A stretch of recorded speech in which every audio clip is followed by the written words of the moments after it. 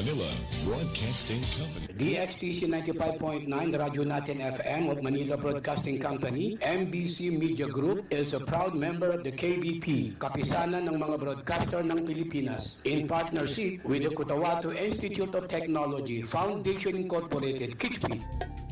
7,100 isla, Luzon, Visayas at Mindanao.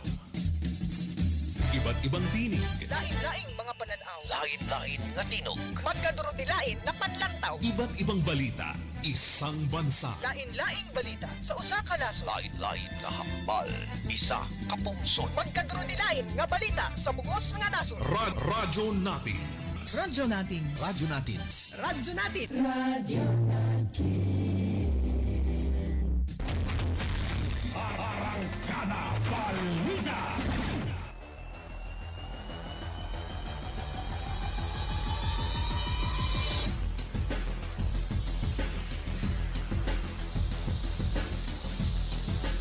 DXTC 95.9 na Radyo Natin FM Cotabato City is a proud member of the KBP Kapisanan ng mga broadcaster ng Pilipinas of MBC Manila Broadcasting Company or Media Group. Itama po ang inyong mga orasan, ang oras sa buong kapuluan. 4 na minuto makalipas ang alas 4 ng hapon. Magandang hapon na Central Mindanao. Welcome aboard sa Arangkada Balita.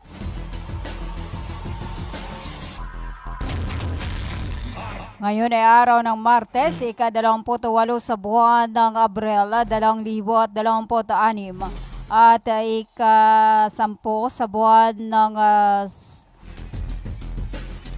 Julhadza 1447 sa Islamic Isra Calendar. Sa ngalan po ng aming butihing station manager, sa aming admin officer KBP license, Sir PB Joril, at sa aming news head, Miss Noronisa Mamintal Kusina. At ako po ang inyong makakasama sa loob ng isang oras sa radyo natin, Caroline Abbas. 5 minuto makalipas ang alas 4 ng hapon. At ang oras na nahatid sa inyo ng Cotabato Institute of Technology Foundation Incorporated at ng Al Rais Ventures Corporation na sa pamahala ni Manager Abidin E. Ali at ng Green Pharmacy para sa mga preskong gamot. Hanapin lamang ang Green Pharmacy na makikita sa tapat lamang ng People's Palace, Sinsuat Avenue, Cotabato City.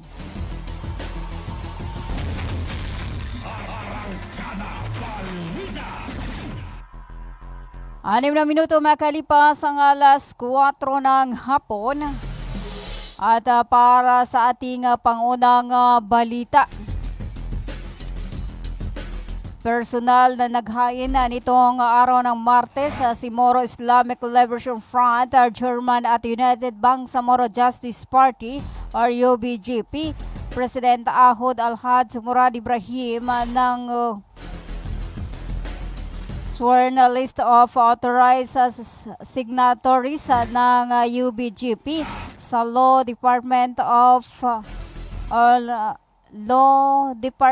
ng Commission on Election sa Metro Manila bilang paghahanda sa kauna-unahang Bangsamoro Parliamentary Election na nakatakda sa September 14, 2026. Kasama ni Al-Haj Murad sa paghahain sina MILF First Vice Chairman Mohagir Ekbal, Attorney Mary Ann Arnado, Engineer Aida Silungan, Engineer Mohajirin Ali Sulaiman at iba pang mga nominado ng UBGP. Ayon kay Al-Haj Murad, ikalawang beses na nilang inihahain ang nasabing dokumento matapos may pagpaliban ang halala na unang itinakda noong October 2025.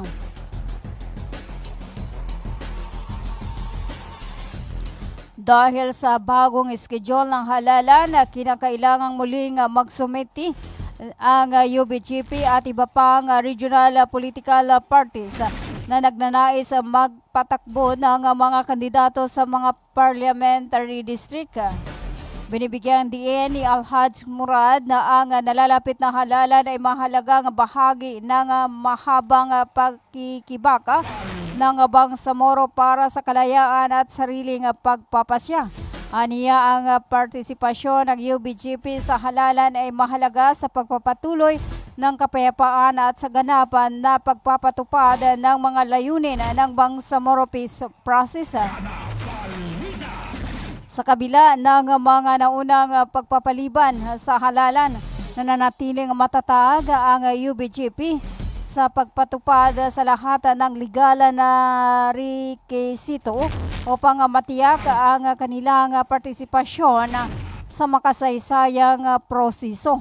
Nanawagan din si Alhaj Murad sa mamayang Bangsamoro na manatiling nagkakaisa sa ilalim ng UBGP. Ang kauna-unahang Bangsamoro Parliamentary Election ay itinuturing na mahalagang hakbang sa pagpapatupad ng demokratikong pamahala at sa ganapan na pagpapatupad ng Comprehensive Agreement on the Bangsamoro sa rehiyon.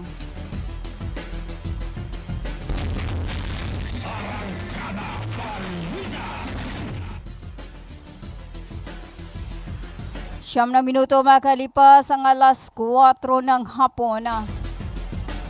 Nagbigay ng panibagong sigla sa pagpapatupad ng Comprehensive Agreement on the Bangsamoro or CAB ang unang formal na pagpupulong niyon na bagong talagang Office of the Presidential Advisor on Peace, Reconciliation and Unity or OPAPRO, Secretary Mel Sinin Sarmiento at Moro Islamic Liberation Front First Vice Chairman Muhagir Ekbal nitong araw ng Martes. Matatandaang pansamantalang isinantabi ng MILF ang partisipasyon nito sa penal space ng decommissioning dahil sa mabagal na implementasyon ng ilang mahalagang provision ng normalization track at iba pang pangako ng pambansang pamahalaan.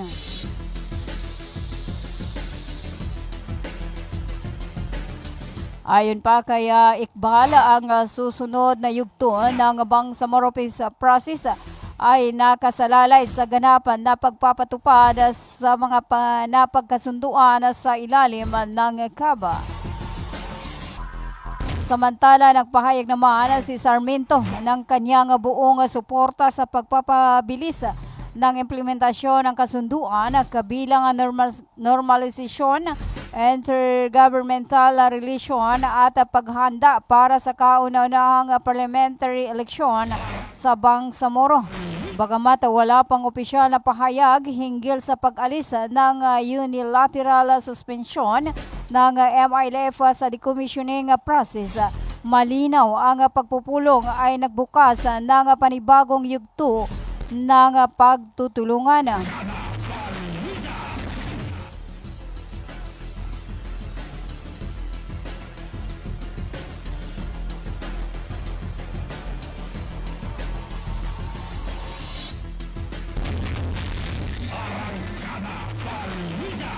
Labing 2 minuto makalipas ang alas 4 ng hapon.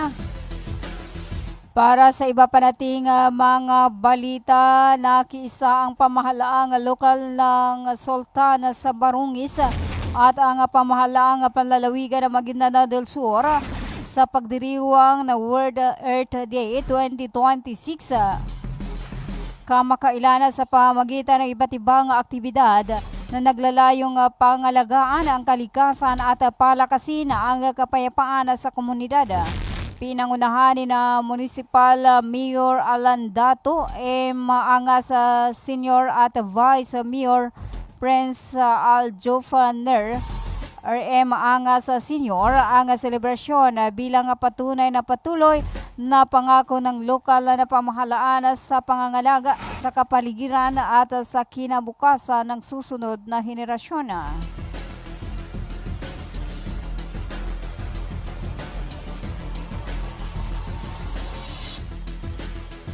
13 minuto makalipas ang alas 4 ng hapon.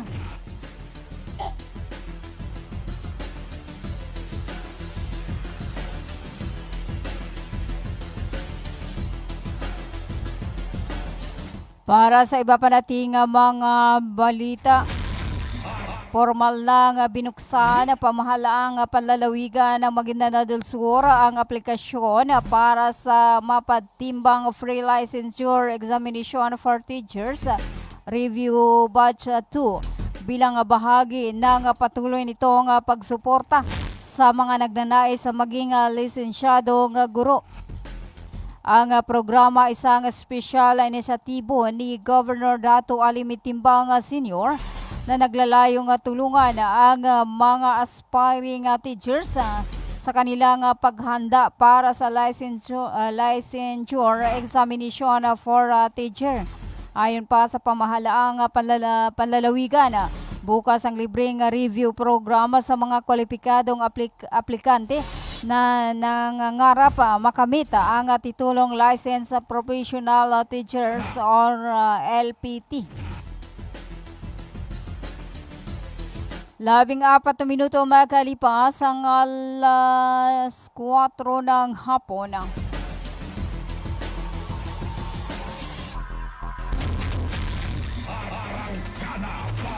Para sa iba pa nating mga balita, ipinagpatuloy ng DISA Foundation ang pagbibigay ng teknikal na suporta sa pamahalaan ng Pilipinas at sa Moro Islamic Liberation Front or MILF sa pamagitan ng isang orientasyon na naglalayong palakasin ang kaalaman ng kanilang mga puwersa hinggil sa mga umiiral na ceasefire mechanism sa ilalim ng GPH MILF peace process.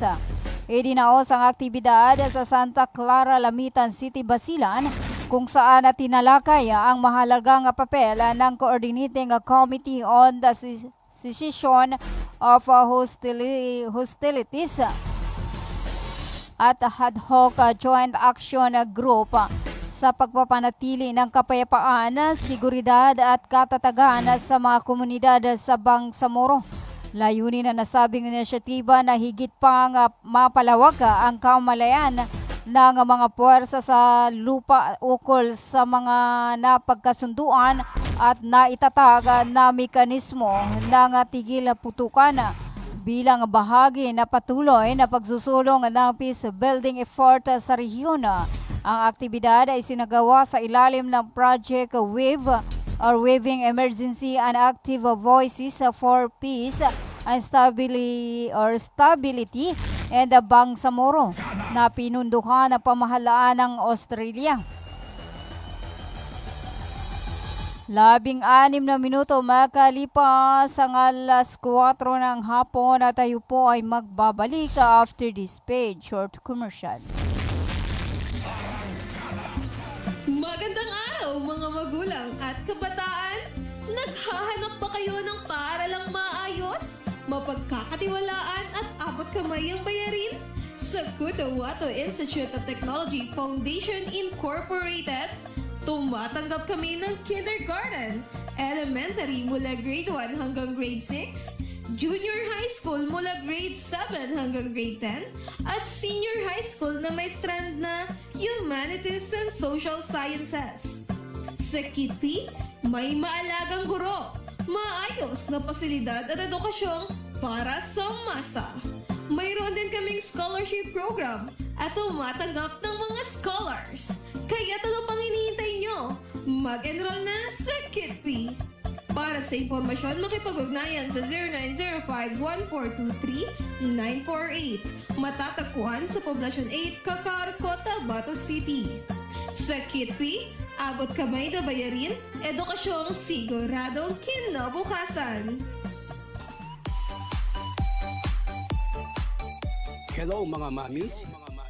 Gusto nyo bang manganak sa dekalidad at libreng paanakan? Halina at puntahan ang Bagwa Lying-in Clinic. Libreng manganak at kasama na ang family planning. Kaya mga mamis, simulan na ang libreng pagpapacheck-up. Dito lang yan sa Bagwa Lying-in Clinic. Open 24 hours at PhilHealth accredited. Narito ang kanilang mga services offered. Family planning, IUD insertion or removal, check-up, pill supply, condom supply, DMPA injection, referrals for bilateral bilateral ligation, BTL, natural family planning, NFP method, counseling, maternal and child health, physical exam, breast exam, pelvic exam, prenatal care, postnatal care, pap smear, well body care, immunization, breastfeeding, cord dressing, weight taking, safe, normal, spontaneous delivery, newborn screening. For other services, you may please contact our midwife at landline number 557-4422 or a cell phone number 0917-531-6697. Para sa mga karagdagang katanungan, pwede kayong bumisita anumang oras sa Bagwa Lying-in Clinic at hanapin lamang ang kanilang clinic manager. Ang Bagwa Lying-in Clinic ay matatagpuan sa Kimpo, Bagwa 2, Cotabato City. Owned and managed by Madam Fe Camano Mandi. Tandaan mga mamis, Bagwa Lying-in Clinic.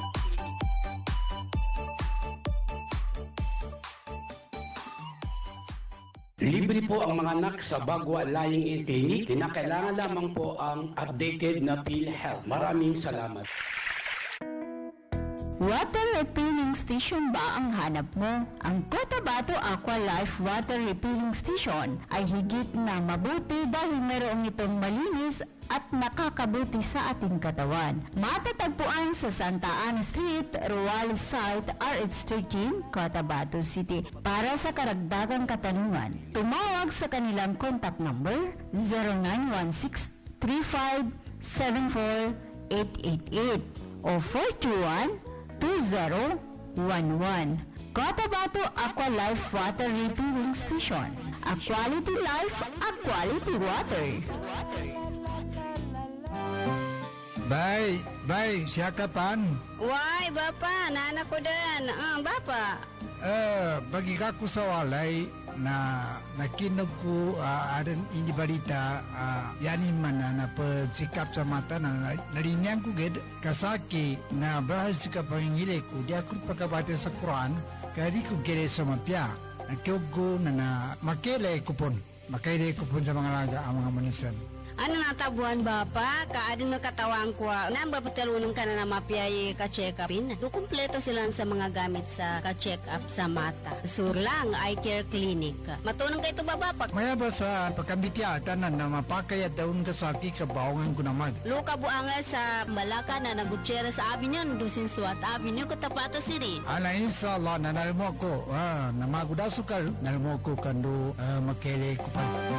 Mga pagali nami, mga pagkat nami, mabangili kano sa mapeka check-up nin sa mata, undo kompleto yung mga gamit nin, naangay kano sa Glang Eye Care Clinic, matun sa Balaka na Gutierrez Avenue, Dusin Suat Avenue, Cotabato City. Mapakaya tamawag kano sa cellphone number nila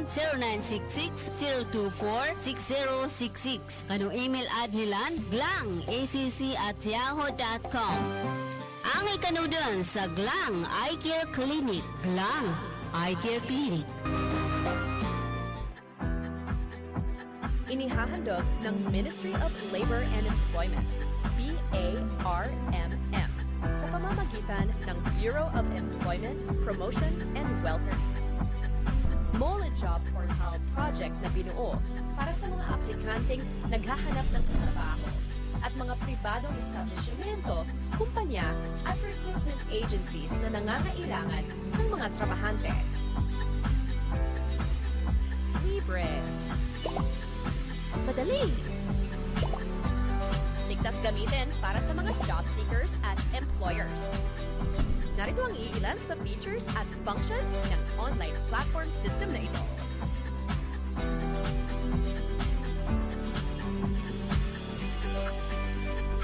O di kaya'y bisitahin lamang ang website na ito.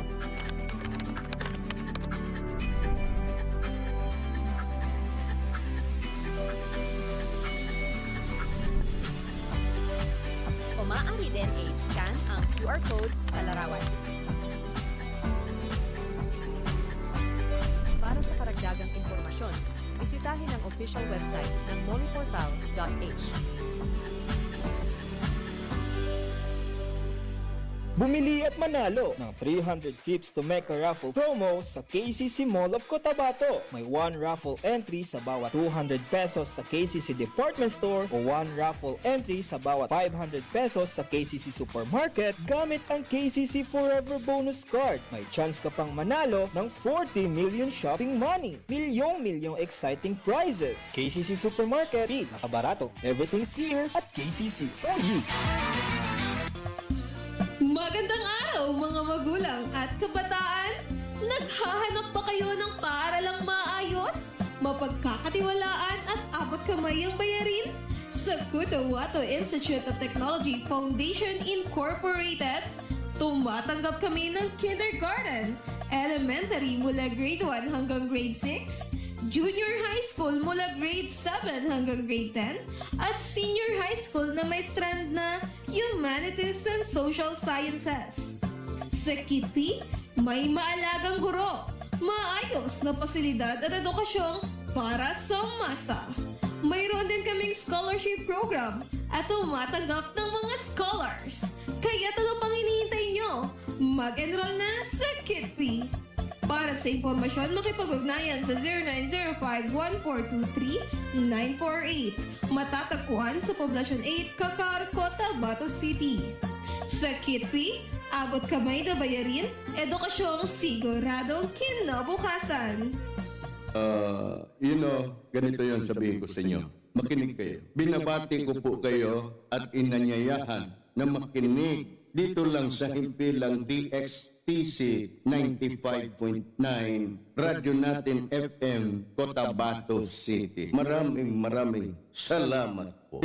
Sabihin ko sa di magaga.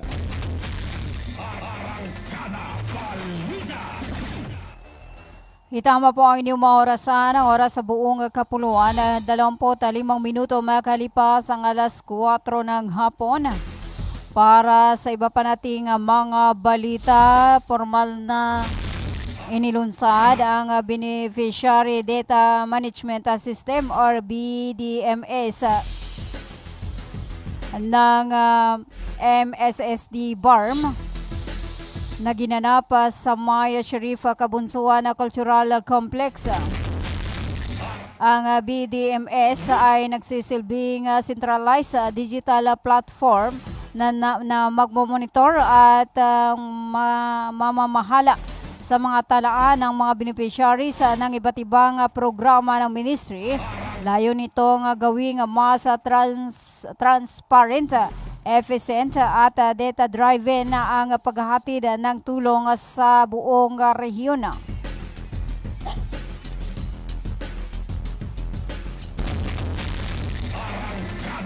Samantala, ipinaliwanag ni Planning and Development Division Chief Jamal M. Ali ang mga pangunahing katangian ng BDMS. Kabilang dito ang mas mabilis na koordinasyon sa pagitan ng mga opisina, paggamit ng tumpak na datos para sa mga bagong panukala at mas malinaw na pagsubaybay sa paggamit ng pondo ng gobyerno.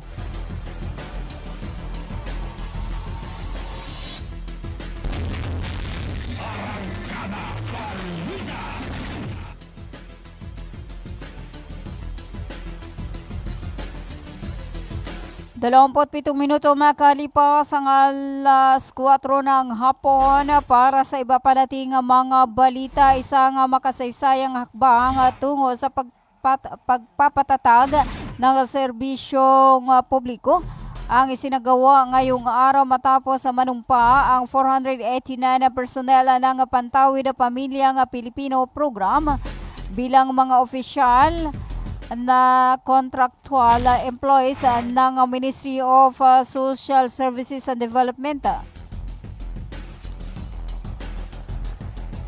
Ginanap ang oath-taking ceremony sa KCC Convention Center na dinaluhan ng mga kawani mula sa Cotabato City, Maguindanao del Sur, Maguindanao del Norte at Special Geographic Area.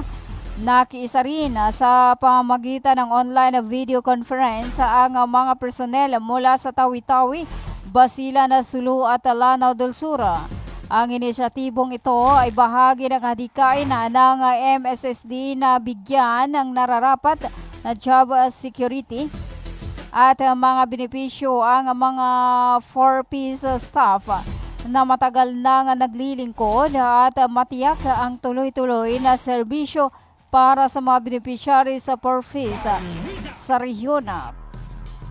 Sa naging mensahe ni Minister Raisa Zazuri, ang pagpasok aniya ng 4-piece ay hindi lamang isang trabaho. Ito ay isang tungkulin ng paglilingkod. Ang bawat aksyon ay may direktang epekto sa buhay ng libu-libong benepisyaryo sa Bangsamoro Autonomous Region in Muslim Mindanao. Aniya ang kontribusyon ay hindi nasusukat sa uri ng kontrata kundi sa kalidad ng serbisyo.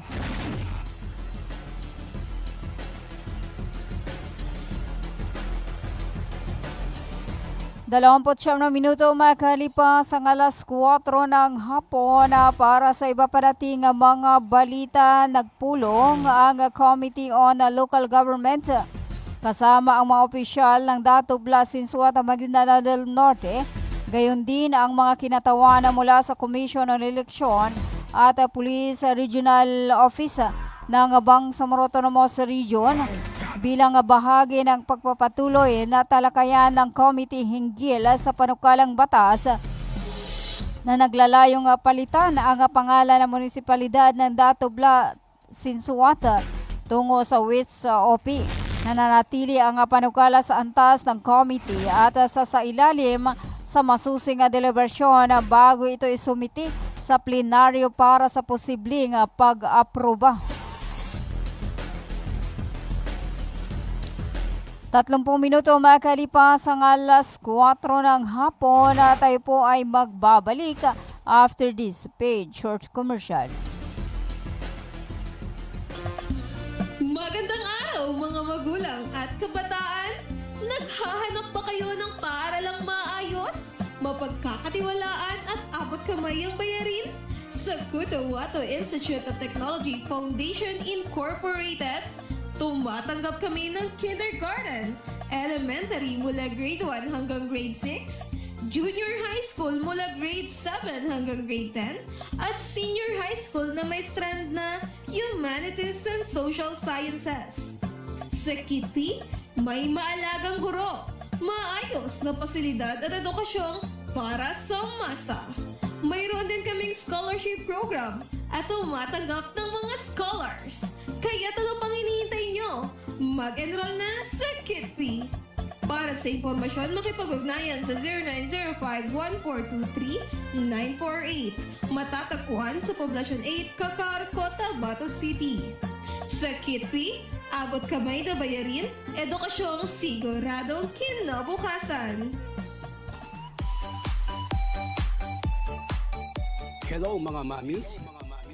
Gusto nyo bang manganak sa dekalidad at libreng paanakan? Halina at puntahan ang Bagwa Lying-in Clinic. Libreng manganak at kasama na ang family planning. Kaya mga mamis, simulan na ang libreng pagpapacheck up. Dito lang yan sa Bagwa Lying-in Clinic. Open 24 hours at PhilHealth accredited. Narito ang kanilang mga services offered. Family planning, IUD insertion or removal, check-up, pill supply, condom supply, DMPA injection, referrals for bilateral ligation, BTL, natural family planning, NFP method, counseling, maternal and child health, physical exam, breast exam, pelvic exam, prenatal care, postnatal care, pap smear, well body care, immunization, breastfeeding, cord dressing, whey taking, safe, normal, spontaneous delivery, newborn screening. For other services, you may please contact our midwife at landline number 557-4422 or a cellphone number 0917-531-6697. Para sa mga karagdagang katanungan, pwede kayong bumisita anumang oras sa Bagwa Lying-in Clinic at hanapin lamang ang kanilang clinic manager. Ang Bagwa Lying-in Clinic ay matatagpuan sa Kimpo, Bagwa 2, Cotabato City. Owned and managed by Madam Fe Camano Mandi. Tandaan mga mamis, Bagwa Lying-in Clinic.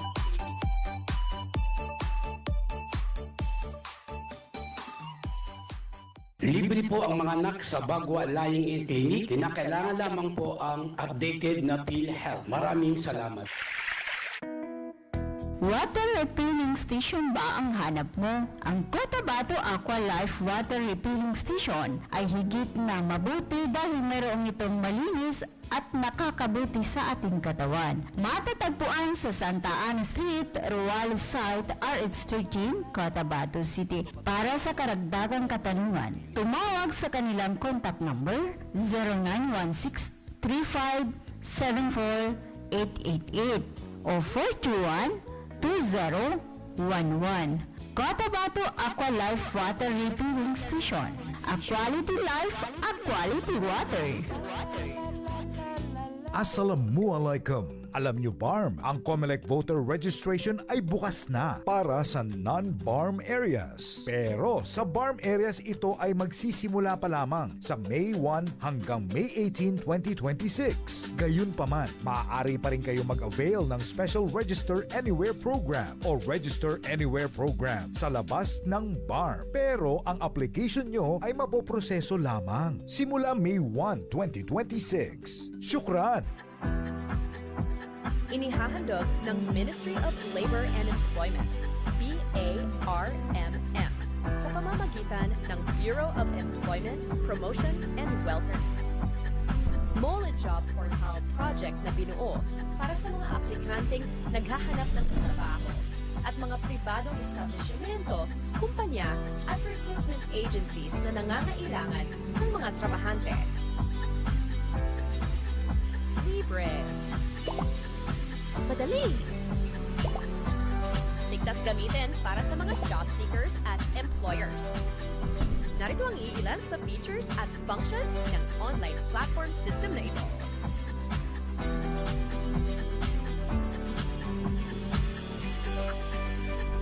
O di kaya'y bisitahin lamang ang website na ito.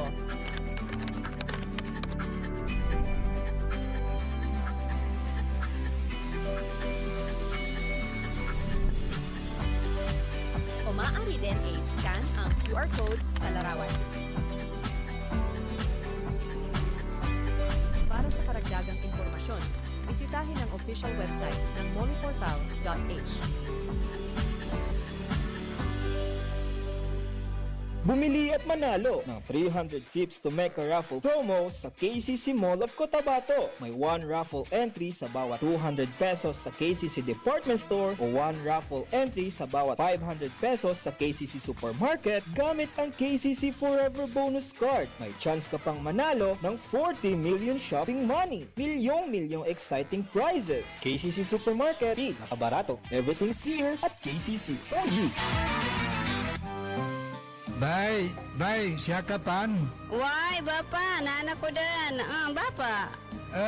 Bagi ko sa walay na nakinog ko adan ini balita yani mana na pagsikap sa mata na narinyang ko ged kasaki na bahas ka pangingili ko di ako pagkabate sa Quran kadi ko gere sa mapya nakiugo na makele kupon sa mga laga ang mga manisan.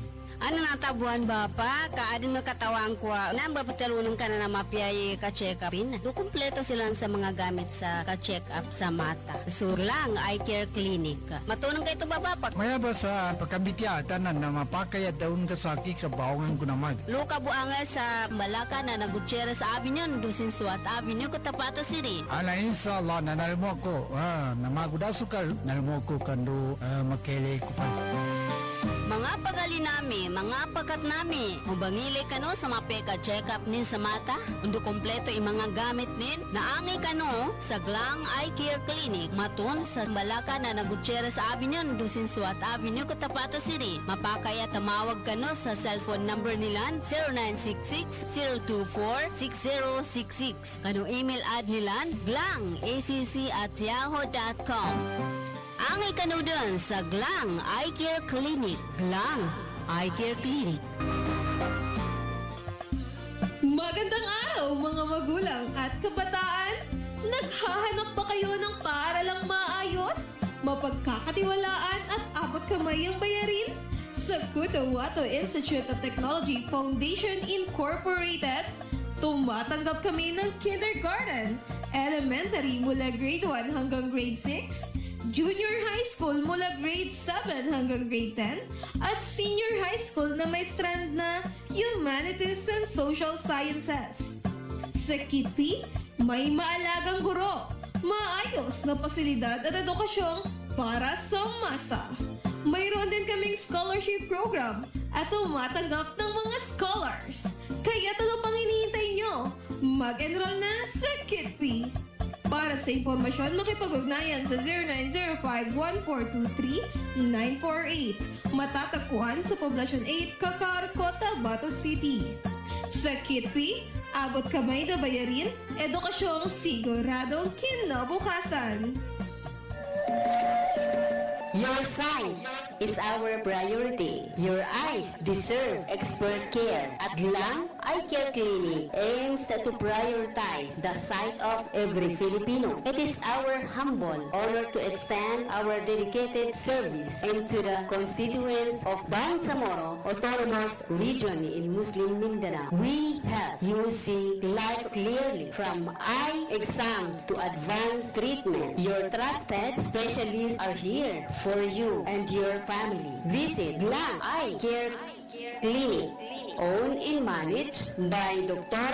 Zuhra Adam Glang, a clinical optometrist licensed on Philippine Professional Regulation Commission, located at Gutierrez Avenue, Cotabato City. For your inquiries, you may call or text at cell phone number 0966-024-6066. Email at glangecc@yahoo.com. Remember the name, Glang Eye Care Clinic.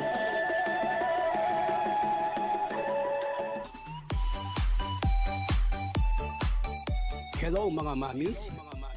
Gusto nyo bang manganak sa dekalidad at libreng paanakan? Halina at puntahan ang Bagwa Lying-in Clinic. Libreng manganak at kasama na ang family planning. Kaya mga mamis, simulan na ang libreng pagpapacheck-up. Dito lang yan sa Bagwa Lying-in Clinic. Open 24 hours at PhilHealth accredited. Narito ang kanilang mga services offered. Family planning, IUD insertion or removal, check-up, pill supply, condom supply, DMPA injection, referrals for bilateral ligation, BTL, natural family planning, NFP method, counseling, maternal and child health, physical exam, breast exam, pelvic exam, prenatal care, postnatal care, pap smear, well body care, immunization, breastfeeding, cord dressing, whey taking, safe, normal, spontaneous delivery, newborn screening. For other services, you may please contact our midwife at landline number 557-4422 or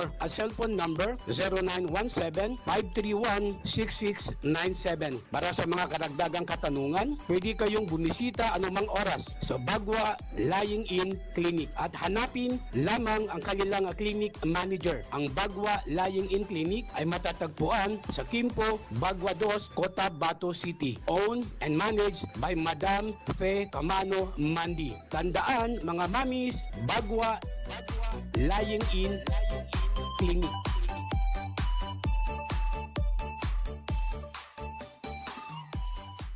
Libre po ang mga anak sa Bagwa Lying-in Clinic. Kinakailangan lamang po ang updated na PhilHealth. Maraming salamat. Bumili at manalo ng 300 tips to make a raffle promo sa KCC Mall of Cotabato. May 1 raffle entry sa bawat 200 pesos sa KCC Department Store o 1 raffle entry sa bawat 500 pesos sa KCC Supermarket gamit ang KCC Forever Bonus Card. May chance ka pang manalo ng 40 million shopping money. Milyong exciting prizes. KCC Supermarket, nakabarato. Everything's here at KCC for you.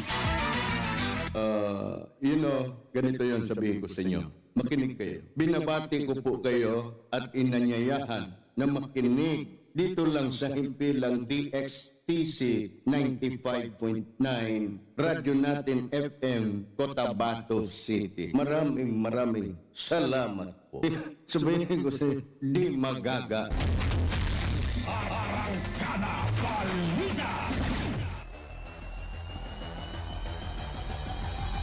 Hitama po ang inyong mga orasan, ang oras sa buong kapuluan na 43 minuto makalipas ang alas 4 ng hapon.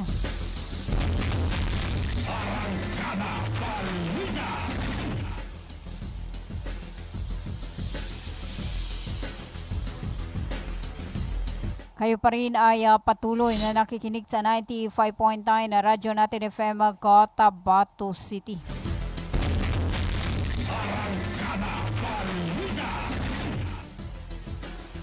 At samantala, pakinggan po natin yung naging daloy po ng isinagawang press conference or pulong balitaan ng Ministry of Social Services or MSSD kaugnay sa formal na inilunsad ang Beneficiary Data Management System or BDMS.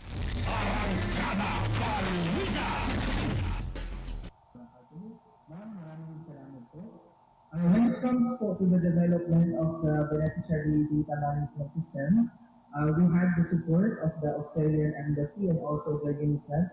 The funding components, for example, would be the training workshops that were used to prepare our people, to prepare our team members, the hiring of a consultant, for example, an international consultant at that, to check and assess on the BDMS as a system, the risks, for example, and also the hiring of a worker assigned in the Ministry of Social Services and Development to personally build on the BDMS as a system.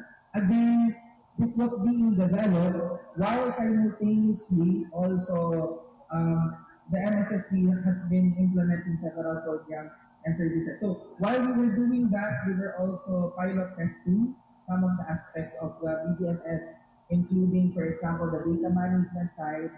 But in terms of figures, I think somewhere along probably below 10 million pesos all in all, and portions of which were also covered by the Ministry of Social Services and Development.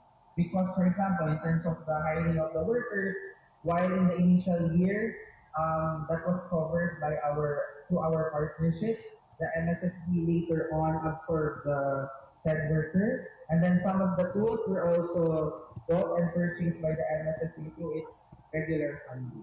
So both coming from the regional office and also from the parties in terms of funding. Okay.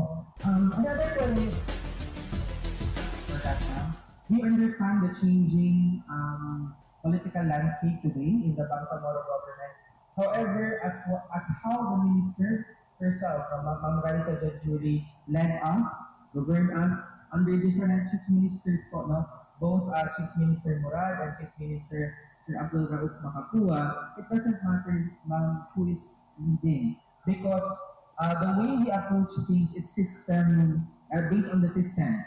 So it doesn't matter, for example, kung sino po yung namumuno, the system is there. And I think whoever, for example, becomes the minister of the MSSD would also appreciate the fact that it's not based on personality, it's not based on one brand of partisan, for example, politics, because at the end of the day, when we talk about delivery of social services, it knows no party lines. We've always said this in the MSSD, ang pagtulong po sa kapwa is non-partisan.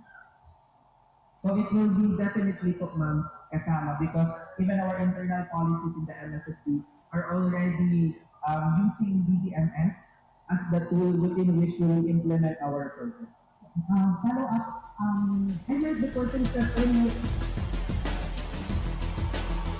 47 minuto makalipas ang alas 4 ng hapon at yan po yung isinagawang pulong balitaan ng Ministry of Social Services and Development kaugnay sa paglulunsad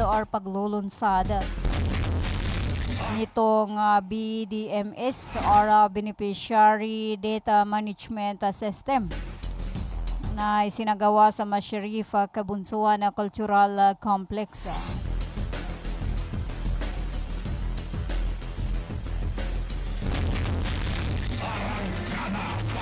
48 minuto makalipas ang alas 4 ng hapon. At para sa iba pa nating mga balita, inihayag ng Commission on Election or COMELEC noong araw ng Lunes na magiging mahirap ang pagdaraos ng barangay at sangguniang kabataan eleksyon sa 2027. Una nang sinabi ni Garcia.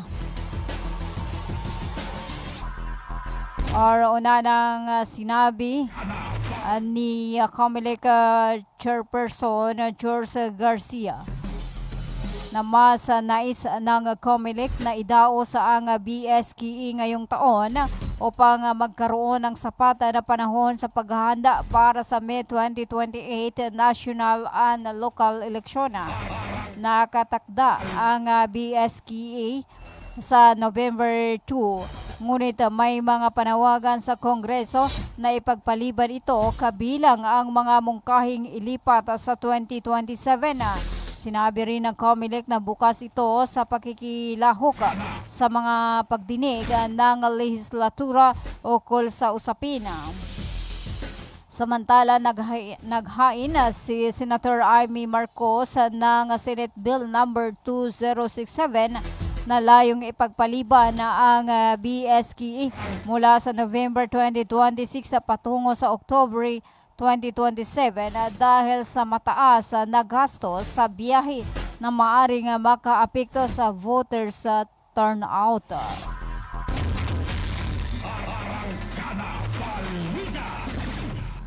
Limampung minuto makalipas ang alas 4 ng hapon. Para sa iba pa nating mga balita, 4 na membro ng Citizen Armed Forces Geographical Units or CAFGU ang nasugatan matapos sa salakayin ng mga hinihinalang Dawla Islamiyah militants ang mga posisyong militar sa Dato Ofer Hampatuan, Maguindanao del Sur. Gabi ng Linggo, ika-26 sa buwan ng Abrela, ayon pa kay Lieutenant Colonel Donald Suscano, tagapagsalita ng 6th Infantry Division, tinatayang 10 membro ng Dawla Islamiyah Hassan Group ang sabay na nanalakay sa Gogo Outpost at patrol base ng 90 Infantry Battalion sa Barangay Labu-Labu 2 bandang alas 11 ng gabi. Magkalayo ng humigit kumulang 1 kilometro ang dalawang military posisyon na kapwa nasa gilid ng National Highway at dito nagkaroon ng sagupaan na tumagal ng humigit kumulang 1 oras. Sinabi ni Suscano na inimbestigahan pa ng mga otoridad kung ang pag-atake ganti o diversionary tactics.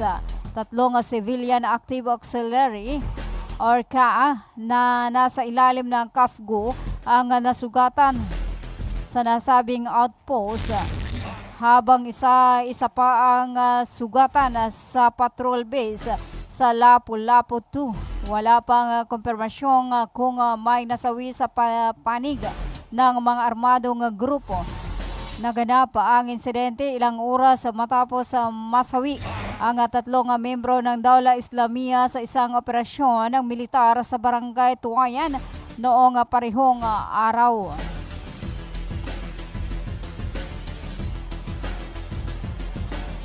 Limamput 2 minuto makalipas ang alas 4 ng hapon. Masyado pang maaga para pag-usapan ang politika, lalo pat masyado pang abala si Pangulong Ferdinand Marcos Jr. para tugunan ang mga kinakaharap na hamon ng bansa, lalo na sa gitna ng labanan sa gitna ng silangan. Inihayag ito ni Presidential Communication Office or PCO Undersecretary at Palace Press Officer Claire Castro bilang tugon sa tanong kung may napipisil na si Pangulong Marcos na magiging manok nito sa 2028 eleksyon. 53 minuto makalipas ang alas 4 ng hapon.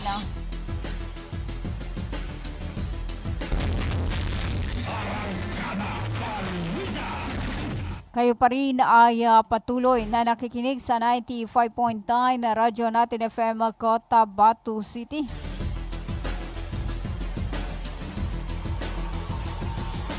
At also ang bahaging ito ay atid sa inyo ng Ministry of Labor and Employment or MOLI BARM.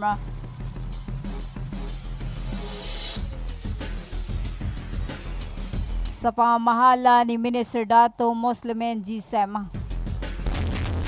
At para sa ating panghuling balita, bumagsak sa panibagong record low ang Philippine peso nitong Martes ng umaga. Halos umabot sa 61 kada dolyar habang patuloy ang pangamba ng mga investor sa tensyon sa gitna ng silangan.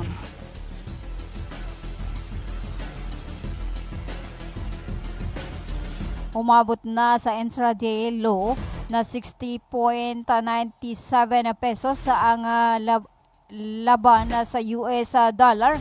Lampas sa dati nitong pinakamahinang antas na 60.84. Iniugnay ang paghina ng peso sa pagkabalaman ng diplomatic talks sa pagitan ng United States at Iran na nagpapataasan ng global uncertainty. Kapag humihina umano ang peso, mas nagiging mahal ang imported na goods tulad ng langis at pagkain na maaaring magdulot ng dagdag na pressure sa inflasyon sa bansa.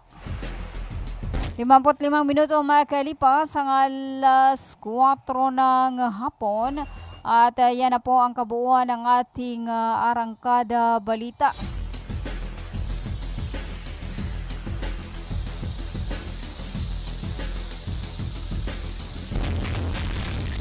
At bago ho tayo magpaalam, hello po sa ating mga viewers. Hello po kay Ma'am Norma Otto, kay Nesrena Benito, Tia Abdul Karim, kay sa aming butihing programa director, Sir PB Jawaril, kay Dato Kaiser Lumaginding, Baintan Digandang. Ayan, maraming salamat po sa pagsama sa akin sa loob ng isang oras. At hello to MT Noron, ang aming head news. Diyan sa kanyang kinalalagyan. Ayan, 56 na minuto makalipas ang alas 4 ng hapon. Maraming salamat po sa pagsama sa akin sa hanggang sa muli sa ganito ring oras at timpilan 95.9 na Radyo Natin FM Cotabato City. Sa ngalan po ng aming butihing station manager sa aming admin officer KBP license, Sir PB Jawarila, at sa aming news head, Miss Noronisa Mamintal Kusin, at sa aming mga media technician, ako po ang inyong nakasama sa loob ng isang oras sa Radyo Natin Caroline Abbas. Magandang hapon Central Mindanao, manatiling nakatutok sa 95.9 na Radyo Natin FM Cotabato City. Tuloy-tuloy sa pagbabalita, tuloy-tuloy sa serbisyo, sama-sama tayo Pilipino at sama-sama tayo Bangsamoro. Ganito yon sabihin ko sa inyo. Makinig kayo. Binabati ko po kayo at inanyayahan na makinig dito lang sa himpilang DXTC 95.9 Radyo Natin FM Cotabato City. Maraming salamat po. Sabihin ko sa di magaga. Para rin sa 24 iteration na kami sa nag-designer. Ako, si Edwin Rosa.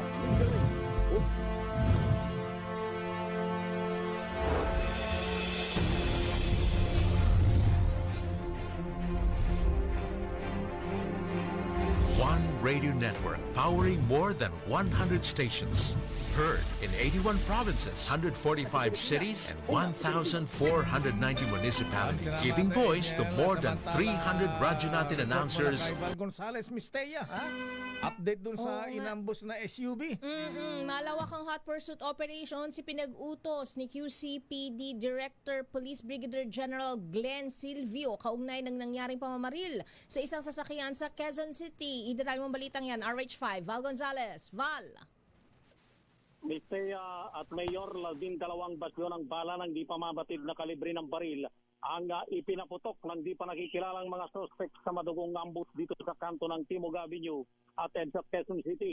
Tagtad ng tama ng bala ang unahan at magkabilang bintana sa kaliwa at sa kanang pintuan nitong isang puting sedan na ito na kinalululanan ng dalawang biktima na kapwa sugatan at isinugod sa East Avenue Medical Center. Dumating na Mayor at Mistea dito sa lugar itong si QCPD Station